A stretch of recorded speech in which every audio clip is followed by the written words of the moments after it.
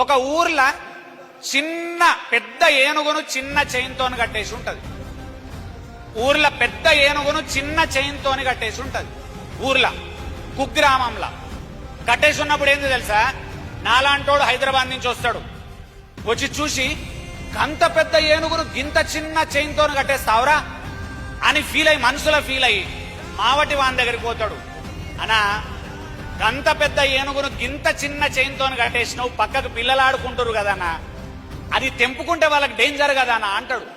First మంచిగా చెప్తాడు. ఇట్లా మావటి వాడు ఏమంటాడు తెలుసా, అదేం చేస్తారు లైట్ తీసుకోండి మీరు అంటాడు. వీనికి కోపం వస్తుంది. అరే నేను హైదరాబాద్ నుంచి వచ్చిన టాలెంటెడ్ ఇంజనీర్, నేను ఖతర్నాకోని, నేను చెప్తుంటే వినవారా భయ్ నువ్వు?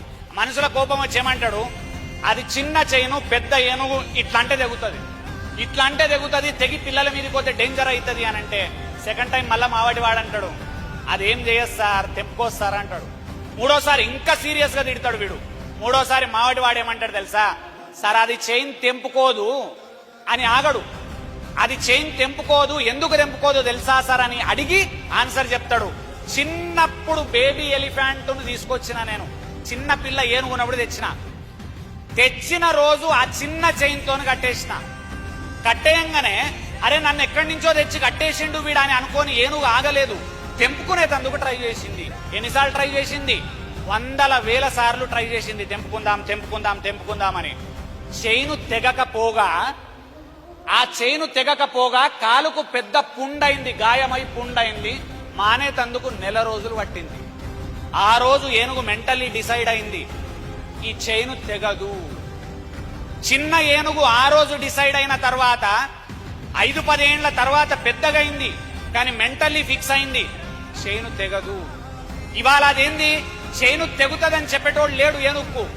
అందుకని ఏనుక్కు చిన్న చైన్ ఉన్నా మనకు కనబడుతుంది తెంపుకోగలుగుతుంది అని, దానికి అర్థమైతలేదు తెంపుకోగలుగుతా అని.